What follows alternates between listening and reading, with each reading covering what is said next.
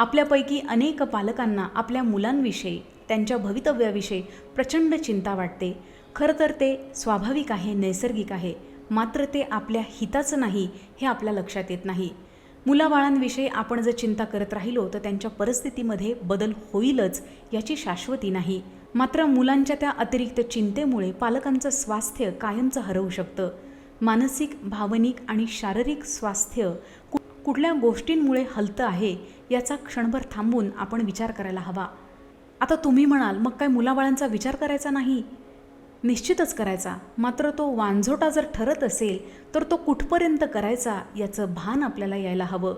आता ते कसं येईल? आपण नेमका कसा विचार करायला पाहिजे जेणेकरून मुलाचं तर हित साधेलच, मात्र पालक म्हणून आपणही शांत आणि समाधानी आयुष्य जगू शकू?